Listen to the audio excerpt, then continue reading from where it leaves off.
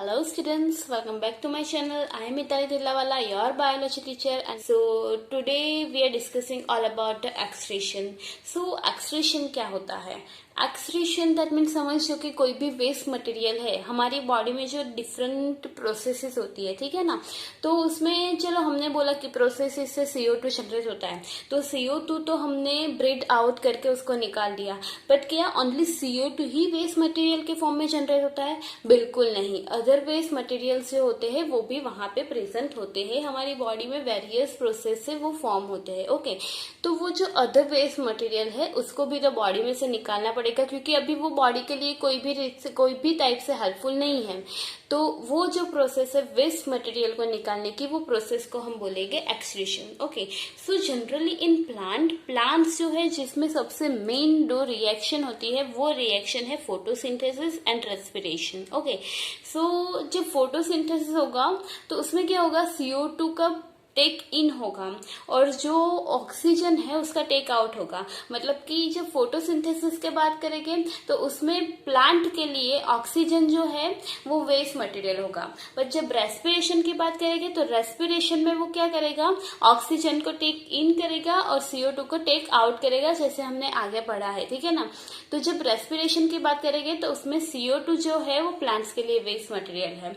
तो वो जो गैसियस वेस्ट मटेरियल है वो तो स्टोमेटा के थ्रू हम निकालेंगे, क्योंकि हमें पता है कि स्टोमेटा जो है वो गैसियस एक्सचेंज करने में यूज होता है। ओके, बट ये तो सिर्फ गैसियस वेस्ट मटेरियल है, जैसे कि इस केस में ऑक्सीजन और रेस्पिरेशन के केस में CO2, तो उसको तो वो इजीली निकाल लेगा। वैसे ही कंडीशन है अपने एनिमल्स में।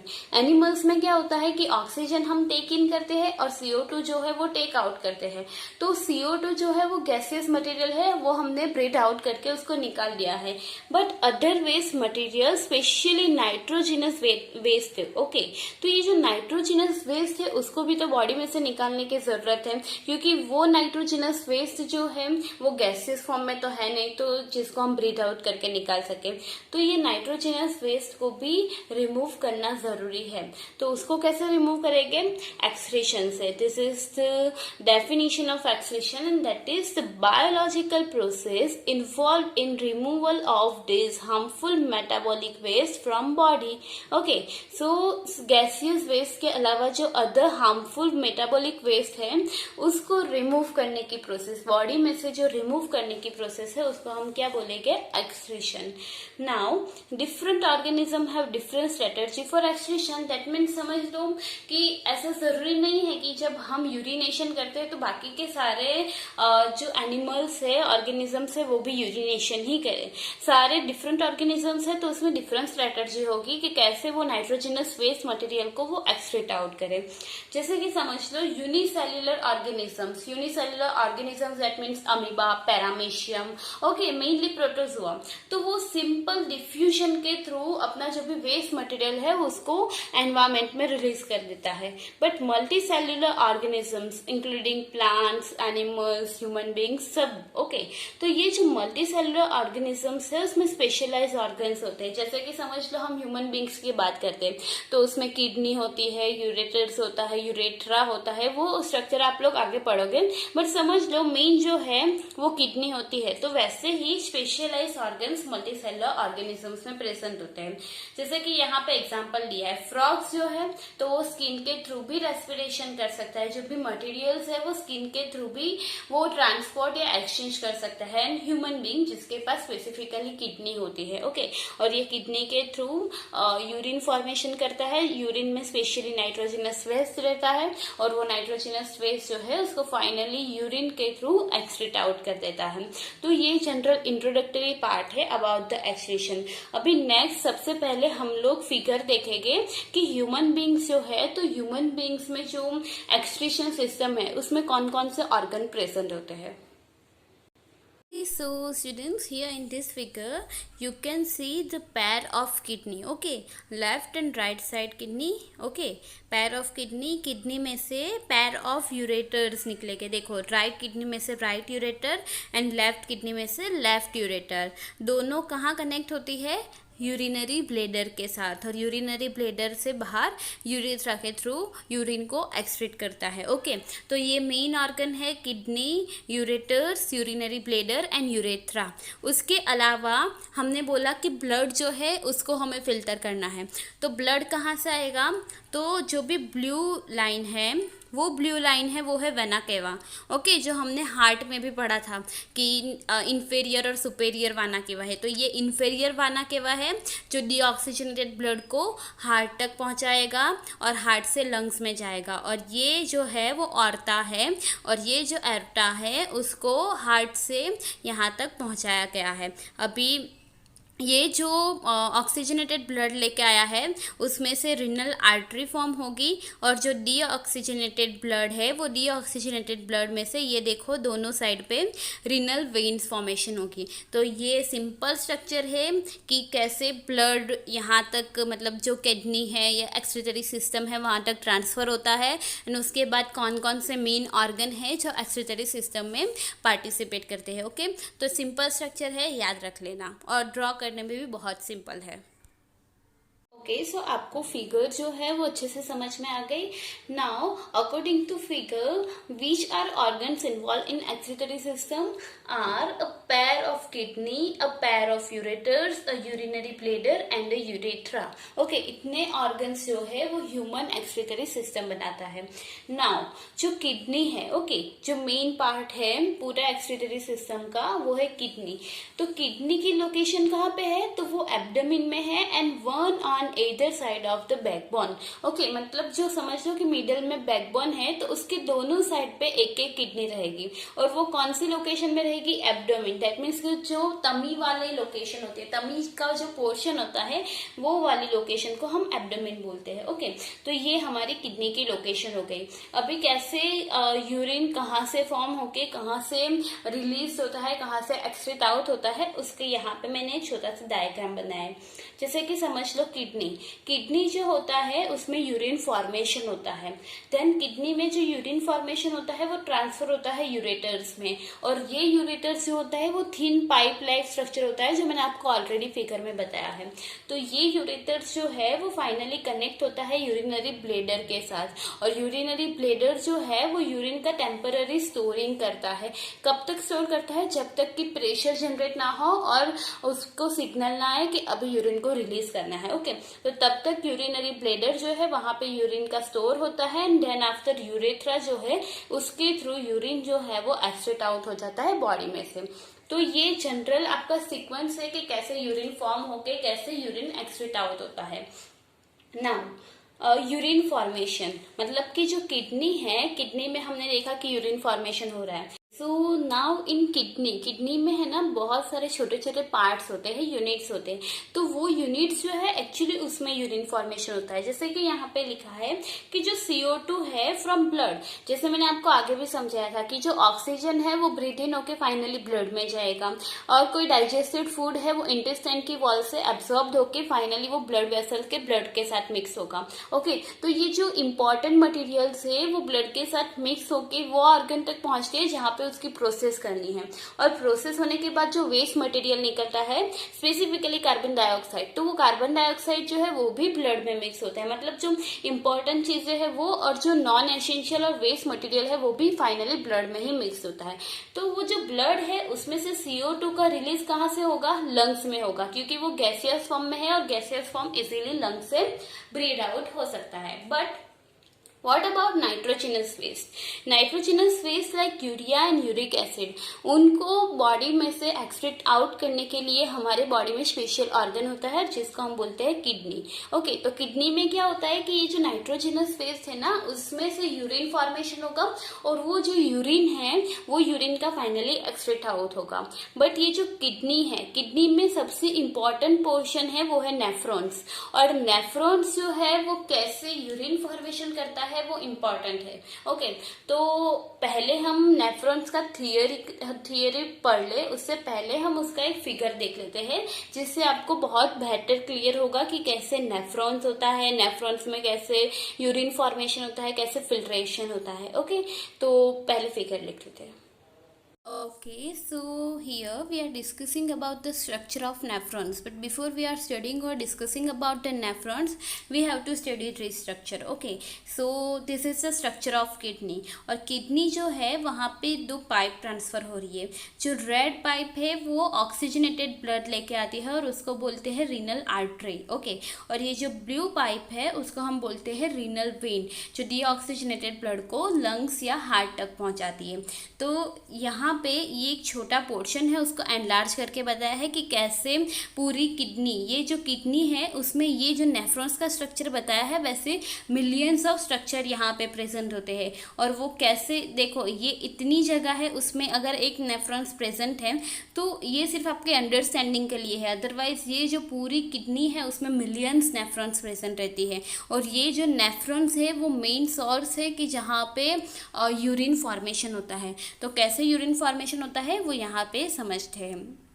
तो सबसे पहले यहाँ पे रिनल आर्टरी, जो ऑक्सीजनेटेड ब्लड है वो वहाँ से आगे बढ़ता है और वहाँ पे पूरा कैपिलरीज क्लस्टर फॉर्मेशन करता है. ओके, तो प्रेशर की वजह से वहाँ पे फिल्ट्रेशन होगा और फिल्ट्रेशन होके जो भी फिल्ट्रेट फॉर्मेशन होगा तो वो फिल्ट्रेट जो है वो ग्लोमेरुलस, ये जो कैपिलरी क्लस्टर है उसको क्या बोलेंगे, ग्लोमेरुलस. और ये जो कप शेप्ड स्ट्रक्चर है उसको हम बोलेंगे बाउमेंस कैप्सूल.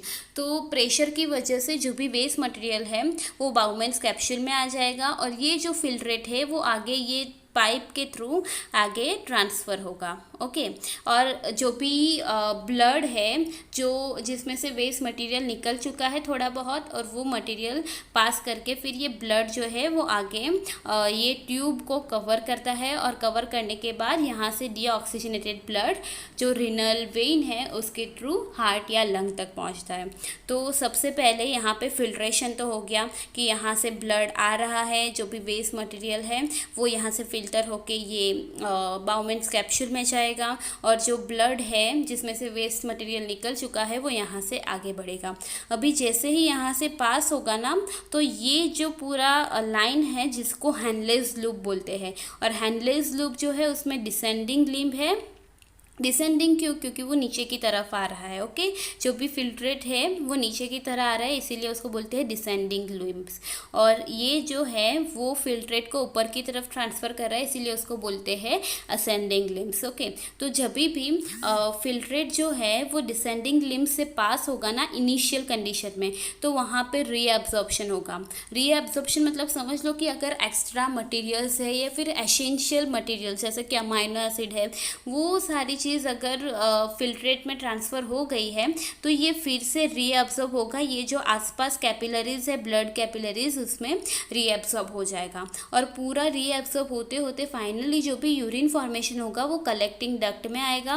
कलेक्टिंग डक्ट के थ्रू फाइनली वो यूरेथ्रा के थ्रू एक्सक्रीट आउट हो जाएगा. ओके, तो this is the general structure of nephrons कि जिसमें सबसे पहला जो है वो ग्लोमेरुलस में ब्लड आएगा जिसमें वेस्ट मटेरियल भी प्रेजेंट है, और वो ग्लोमेरुलस में प्रेशर की वजह से फिल्ट्रेशन होके जो भी फिल्ट्रेट है वो बाउमेंस की कैप्सूल के थ्रू पूरा जो नेफ्रॉन्स है उसमें ट्रांसफ़र करके कलेक्टिंग डक्ट के थ्रू यूरेथ्रा में आएगा. और जो भी रीएब्जॉर्प्शन होगा वो रीएब्जॉर्प्शन कहाँ पे होगा, तो ये जो डिसेंडिंग लिम्स और असेंडिंग लिम्स है उसमें रीएब्जॉर्प्शन होगा. और रीएब्जॉर्प्शन होके जो भी मटेरियल है वो ब्लड में फिर से मिक्स हो जाएंगे. ओके, तो this is the structure of nephrons. और अगर ये अच्छे से समझ में आ गया है तो अब आप इजीली थियरी पोर्शन समझ सकते हो. So as per the figure thin wall blood capillary clusters. Okay, जैसे कि आपने फिगर में देखा कि ये जो स्ट्रक्चर है उसके अंदर बहुत सारी थीन वॉल कैपिलरीज होती है. ओके, और कैपिलरीज में जनरली क्या ट्रांसफर होता है, ब्लड ट्रांसफर होता है. ओके, तो क्या होगा कि सॉरी यहाँ पे मैंने गलत लिखा है, यहाँ पे आएगा ब्लड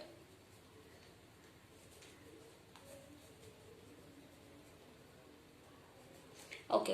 सो ये जो कैपिलरीज होती है ना उसमें ब्लड ट्रांसफर होता है. ओके, तो वो जो thin wall blood capillary cluster है उसको हम क्या बोलेंगे, ग्लोमेरुलस. तो ग्लोमेरुलस जो है वहां पे फिल्ट्रेशन होता है ब्लड का. अभी ब्लड का फिल्ट्रेशन कैसे होगा, तो जैसे समझ लो कि यहाँ से ब्लड और वेस्ट मटेरियल ट्रांसफर हो रहे हैं ट्रांसफर हो रहा है, तो इसकी वजह से जो कैपिलरीज है उसमें प्रेशर बिल्डअप हो रहा है, और प्रेशर बिल्डअप होने की वजह से जो भी वेस्ट मटेरियल है वो वेस्ट मटेरियल फिल्टर होके यहाँ पे ट्रांसफर हो जाएगा, और जो बचा हुआ ब्लड है वो फिर से आगे ट्रांसफर हो जाएगा। ओके, तो इस कंडीशन में यहाँ कैपिलरी से ये जो स्ट्रक्चर है उसमें वहां से वेस्ट मटेरियल फिल्टर हो गया है। Okay, so waste materials collect in cup shaped end of tube. ये जो कप शेप स्ट्रक्चर है उसको हम क्या बोलते हैं, बाउमेंस कैप्सूल। ओके, तो जो ग्लोमेरुलस है, ग्लोमेरुलस क्या है, एक्चुअली ब्लड कैपिलरी क्लस्टर है। ओके, और वो कैपिलरी में जब ब्लड वहां से पास होता है तो उसमें प्रेशर जनरेट करता है,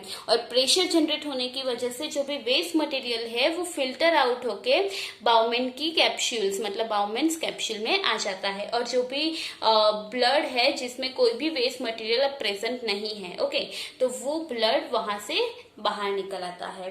now millions of this structures, जो आपने नेफ्रॉन्स का स्ट्रक्चर देखा, तो वो स्ट्रक्चर ऐसा नहीं है कि पूरी किडनी में सिर्फ एक ही नेफ्रॉन्स रहेगा, वहां पे मिलियंस ऑफ नेफ्रॉन्स रहती है। ओके, तो उसको जो स्ट्रक्चर है उसको हमने नेफ्रॉन्स बोला, and which are packed close together, मतलब जो पूरी किडनी है, जो बीन शेप की किडनी है, उसमें मिलियंस ऑफ नेफ्रॉन्स रहेगी, और इतनी किडनी में अगर समझ लो मिलियंस स्ट्रक्चर हमें रखने हैं तो कितनी कॉम्पैक्ट, कितनी क्लोज एक दूसरे से रहेगी। Okay, now reabsorption in initial filtrate. सबसे पहले तो फिल्ट्रेट क्या होता है वो बताओ। जैसे कि समझ लो कि एक बीकर है, ओके, और बीकर के ऊपर हमने एक फनेल रख दी है। नाउ इसमें एक फिल्टर पेपर रखा है, और फिल्टर पेपर में हमने एक थोड़ा सा गंदा पानी ऐड किया है। ओके, तो जो वाटर है वो इजीली फिल्टर को पास करके नीचे बीकर में आ जाएगा। ओके, और जो वेस्ट मटेरियल है वो ऊपर रह जाएगा। तो जो नीचे पास आउट हो गया है उसको हम क्या बोलेंगे, फिल्ट्रेट बोलेंगे। ओके, नाउ सेम कंडीशन यहाँ पे है कि जब ब्लड यहाँ से पास होता है तो प्रेशर की वजह से जो भी वेस्ट मटेरियल है वो फिल्टर होके बाउमेंस कैप्सूल में आ रहे हैं। ओके, तो जो भी यहाँ से फिल्टर होके नीचे आ रहे हैं उसको हम क्या बोलेंगे, फिल्ट्रेट। ओके, मतलब कि जो बाउमेंस कैप्सूल में प्रेजेंट है वो भी हमारा होगा फिल्ट्रेट। तो ये जो फिल्ट्रेट है वो इनिशियली रीएब्सॉर्प्शन करेगी। जैसे आपने स्ट्रक्चर देखा कि यहाँ से नीचे जा रहा था और फिर से ऊपर जा रही थी। ओके, तो ये जो हैंडलेस लूप होता है ना उसमें इनिशियली रीएब्सॉर्प्शन होगा। रीएब्सॉर्प्शन होगा मतलब कि ये जो फिल्ट्रेट है उसमें से बहुत सारे ऐसे इंपॉर्टेंट मटेरियल है वो फिर से ब्लड में रीएब्सॉर्प्शन होना स्टार्ट करेंगे, और वो रीएब्सॉर्प्शन किसका करेगा, glucose, amino acid, salts and large amount of water. क्योंकि अगर समझ लो कि फिल्ट्रेट में टेंटेटिवली 180 लीटर वाटर जो है वो फिल्ट्रेट के फॉर्म में होता है, और अगर हमने per day 180 litre urine excrete out किया तो हमारे बॉडी में तो कोई पानी ही नहीं बचेगा, ठीक है ना। तो ये जो लार्ज अमाउंट ऑफ वाटर है उसको रीएब्सॉर्ब करना जरूरी है, तभी हम पूरे दिन में टोटल कितना होता है 180 लीटर फिल्ट्रेट फॉर्मेशन होता है। ये जो फिल्ट्रेट है वो 180 लीटर फॉर्म होता है, और उसमें से सिर्फ हम यूरिनेशन कितना करते हैं 1 to 2 लीटर। ओके, तो 180 लीटर में से 1 to 2 लीटर बनाने के लिए हमें वाटर जो है उसको फिर से रीएब्सॉर्ब करना पड़ेगा, और वो किसके ऊपर डिपेंड रहता है, how much excess water there in your body and dissolve waste. Okay, ये दो चीज है, इसके ऊपर लार्ज अमाउंट ऑफ वाटर का रीएब्सॉर्प्शन होता है। नाउ किडनी जो है उसमें नेफ्रॉन्स होते हैं। ओके, और नेफ्रॉन्स क्या करते हैं, यूरिन फॉर्मेशन करते हैं। यूरिन फॉर्मेशन होने के बाद वो कहाँ पे ट्रांसफर होता है, यूरेटर, जो ट्यूब लाइक स्ट्रक्चर है, और उसमें उसका स्टोरेज कहाँ पे होता है, यूरिनरी ब्लेडर में। अभी यूरिनरी ब्लेडर में वो कहाँ तक स्टोर करेगा, जब तक कि pressure of bladder leads to urge to pass out through urethra. वो कब तक रहेगा ब्लेडर में, जब तक कि प्रेशर बिल्डअप नहीं हो जाए, प्रेशर बिल्डअप होने की वजह से यूरेथ्रा के थ्रू उसका एक्सक्रीट आउट ना हो जाए। अभी ये जो है प्रेशर कैसे बिल्डअप होगा, तो सबसे पहले जो ब्लेडर है, ओके, तो वो ब्लेडर मस्क्यूलर है, और मस्क्यूलर के साथ साथ वो नर्वस कंट्रोल, मतलब जो आपको पता है नर्व सिस्टम होती है, ओके, तो जो नर्वस कंट्रोल है उसके अंदर में होती है। तो जब भी प्रेशर बिल्डअप होगा तो ये जो नर्वस कंट्रोल की नर्व्स है वो सिग्नल भेजेगा। क्या सिग्नल भेजेगा कि बस अभी प्रेशर इतना काफी है, अभी यूरिन को एक्सक्रीट आउट करना है, ओके। तो ये नर्वस कंट्रोल की वजह से यूरिनेशन जो है उसको कंट्रोल भी कर सकते हैं, और कितना अमाउंट में यूरिन फॉर्मेशन होना है वो डिपेंड करता है कि कितना रीएब्सॉर्प्शन वगैरह हुआ है, ओके। तो ये जस्ट टेंटेटिव आइडिया है। सबसे पहले आप फिगर समझ लो नेफ्रॉन की, और उसके बाद अगर आप ये समझोगे तो आपको बहुत इजी लगेगा। आपने बहुत बार सुना होगा किडनी फेलियर हुआ है, ठीक है ना। तो वो किडनी फेलियर होगा तो इसकी वजह से क्या होगा कि यूरिन फॉर्मेशन जो है वो अच्छे से नहीं होगा, और अगर यूरिन फॉर्मेशन अच्छे से नहीं होगा तो जो नाइट्रोजनस वेस्ट है जिसको हमें बॉडी से बाहर एक्सक्रीट आउट करना है वो तो ब्लड में ही रह जाएगा। तो उस कंडीशन में क्या होगा कि हम लोग आर्टिफिशियल किडनी बनाएंगे। मतलब आर्टिफिशियल किडनी एक नाम है, वो एक प्रोसेस है, अगर प्रोसेस बोलो तो ज्यादा अच्छा है। तो आर्टिफिशियल किडनी जो है उसको हम बोलते हैं hemodialysis, okay. So hemo that means related to blood and dialysis that means filtration, okay. तो हीमोडायलिसिस क्यों करना है, क्योंकि ब्लड में ही रहेगा, जो भी वेस्ट मटेरियल है, नाइट्रोजनस वेस्ट मटेरियल है वो तो ब्लड में ही रहेगा, तो ब्लड का फिल्ट्रेशन करना जरूरी है। तो एक्चुअली वो प्रोसेस कैसे होती है कि देखो यहाँ से ब्लड प्लस वेस्ट, मतलब कि जो ह्यूमन बॉडी है जिसका किडनी फेलियर है या कुछ भी प्रॉब्लम है, तो उसकी वजह से जो ब्लड फ्रॉम बॉडी जिसमें ब्लड भी है और नाइट्रोजनस वेस्ट मटेरियल भी है वो वहां से ट्रांसफर होगा पाइप के थ्रू और एक डायलिसिस चैम्बर में जाएगा। ये जो पूरा चैम्बर बताया उसको बोलते हैं डायलिसिस चैम्बर, ओके। अभी ये जो डायलिसिस चैम्बर में है ना उसमें हम डालते हैं डायलाइजिंग सॉल्यूशन, ओके। अभी ये जो डायलाइजिंग सॉल्यूशन है ना उसका कंपोजिशन हमारे जो ब्लड होते हैं ब्लड के प्लाज्मा के साथ सिमिलर होता है, ओके। तो अभी ये जो पाइप है जिसमें से ब्लड जा रहा है, ओके, तो उसमें क्या प्रेजेंट रहेगा, एक तो प्लाज्मा होगा, ठीक है, फिर दूसरा होगा जो सेल्स वगैरह थे वो, और तीसरा क्या होगा कि जो भी वेस्ट मटेरियल है वो, ओके। अभी ये जो पाइप है ना वो पाइप सेमी परमिएबल है, सेमी परमिएबल है, और सेल्स जो है उसका स्ट्रक्चर तो लार्ज होता है तो वो तो कोई भी हिसाब से पाइप को क्रॉस नहीं कर सकती। बट ये जो प्लाज्मा है और जो वेस्ट मटेरियल है वो तो इजीली पाइप को क्रॉस कर सकता है। अभी समझ लो कि प्लाज्मा जो है वो यहाँ पे प्रेजेंट है पाइप में, और प्लाज्मा जो है वो बाहर चैम्बर में भी प्रेजेंट है, तो दोनों साइड प्लाज्मा ही है तो उसका इजीली ट्रांसफर नहीं होगा। बट ये जो पाइप है उसमें वेस्ट मटेरियल भी प्रेजेंट है, बट ये जो डायलाइजिंग सॉल्यूशन है उसमें कोई भी वेस्ट मटेरियल प्रेजेंट नहीं है। और हमने डिफ्यूजन में पढ़ा था कि हमेशा कोई भी मटेरियल जो है उसका डिफ्यूजन होना है तो वो हायर कॉन्सेंट्रेशन से लोअर कॉन्सेंट्रेशन में जाएगा, ठीक है। तो सेल जो है वो तो क्रॉस नहीं कर सकता, तो हमारे पास दो ही ऑप्शन बचे, first is plasma, second is waste material. तो प्लाज्मा जो है उनका तो सेम स्ट्रक्चर डायलाइजिंग सॉल्यूशन का है, तो प्लाज्मा जो है वो भी क्रॉस नहीं कर सकता वो ट्यूब को। तो अभी एक ही चीज बाकी रहा, वेस्ट। वो भी क्यों, क्योंकि जो डायलाइजिंग सॉल्यूशन है उसमें कोई भी वेस्ट मटेरियल नहीं है, और जो पाइप है उसमें वेस्ट मटेरियल प्रेजेंट है, और हमेशा कहाँ से हायर कॉन्सेंट्रेशन से लोअर कॉन्सेंट्रेशन जाएगा। तो जो भी वेस्ट मटेरियल ये पाइप में प्रेजेंट है वो इजीली इसको क्रॉस करके ये सॉल्यूशन में मिक्स हो जाएगा, ठीक है ना। और ये जो यूज डायलाइजिंग सॉल्यूशन है वो कंटिन्यूसली चेंज करते रहेंगे। तो ये यूज डायलाइजिंग सॉल्यूशन में क्या होगा कि ये जो डायलाइजिंग सॉल्यूशन है वो तो होगा ही, पर उसके साथ वेस्ट मटेरियल भी होंगे। तो इसी तरह से हम जो भी जिसका किडनी में प्रॉब्लम है, किडनी फेलियर है, तो उसके ब्लड में से नाइट्रोजनस वेस्ट को निकालना है तो हम हीमोडायलिसिस करते हैं। और एक बार जब ब्लड प्योरीफाई हो गया उसके बाद फिर से बॉडी में रिटर्न कर देते हैं, जिसमें सिर्फ और सिर्फ ब्लड रहेगा, कोई भी वेस्ट मटेरियल नहीं रहेगा। और ये डायलाइजिंग सॉल्यूशन है वो कंटिन्यूसली चेंज करते रहना होता है। तो ये जनरल आइडिया है हीमोडायलिसिस का, ओके। तो यहाँ पे ह्यूमन जो एक्सक्रीटरी सिस्टम है वो कंप्लीट होता है। एक बार ये हेमोडायलिसिस की आप फिगर देख लो तो आपको और अच्छे से समझ में आएगा।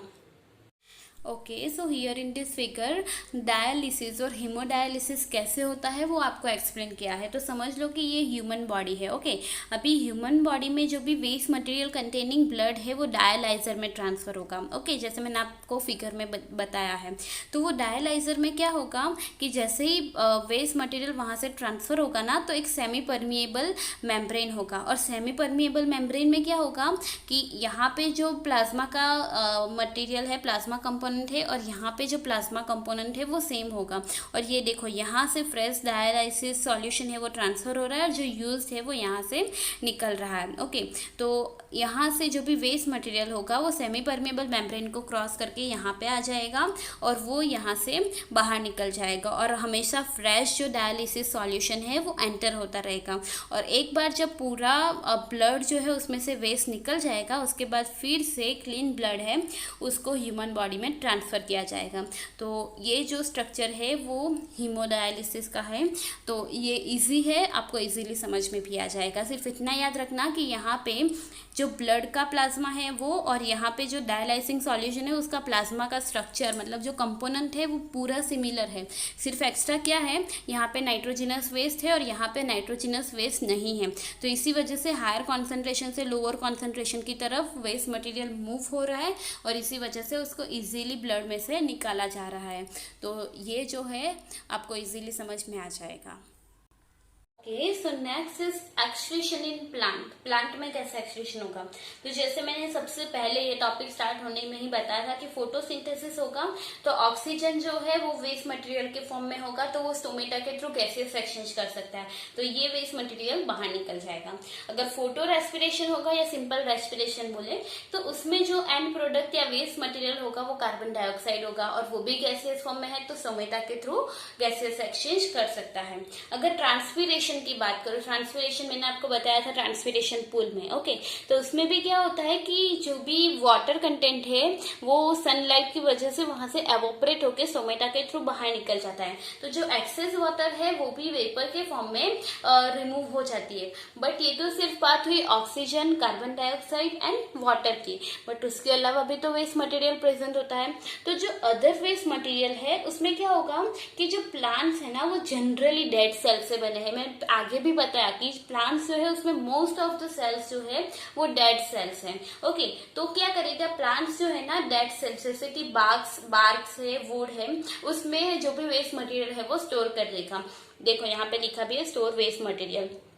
फिर दूसरा ऑप्शन है उनके पास लीव्स, क्योंकि हमें पता है कि लीव्स जो है वो एक टाइम के बाद प्लांट पे से गिर जाता है। ओके, फॉल ऑफ हो जाता है, तो क्या करता है कि प्लांट्स का जो भी वेस्ट मटेरियल है ना उसका स्टोर लीव में होने लगता है और एक टाइम के बाद वहां से फॉल ऑफ हो जाता है।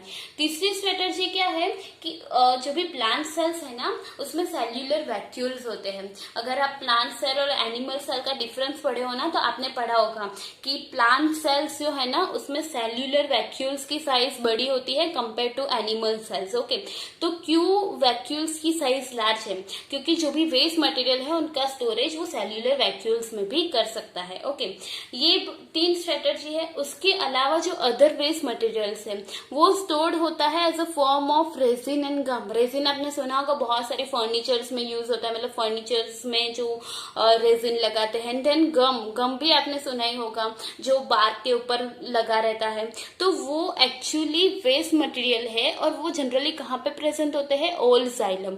ओल्ड जाइलम दैट मीन्स अभी वो डेड सेल है और उनका कुछ वर्क नहीं है, मतलब होगा बट इतना ज्यादा नहीं, ठीक है ना। तो वहां पे ये रेजिन और गम को हम स्टोर कर सकते हैं। और उसके अलावा भी एक और जो बहुत लेस इम्पोर्टेंट है, और वो है कि जो सम वेस्ट मटेरियल है वो सॉइल में भी रूट के थ्रू रिलीज कर सकता है।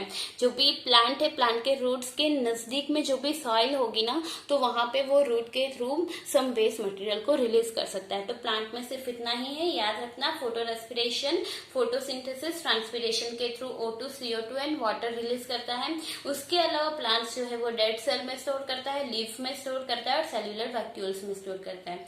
Then other waste material resin और गम के फॉर्म में स्टोर होते हैं और कुछ वेस्ट मटेरियल को सॉइल में भी एक्सट्रेट आउट कर सकते हैं। तो यहाँ पे हमने extraction plant and human being दोनों में कंप्लीट कर दिया है और चैप्टर नंबर 6 भी यहाँ पे कंप्लीट होता है। ओके, तो अगर चैप्टर नंबर 6 पूरे चैप्टर में से कुछ भी क्वेरी हो आप मुझे पूछ सकते हैं, या फिर इस टॉपिक के रिगार्डिंग भी कुछ भी क्वेरी हो तो आप मुझे पूछ सकते हैं। Thank you so much.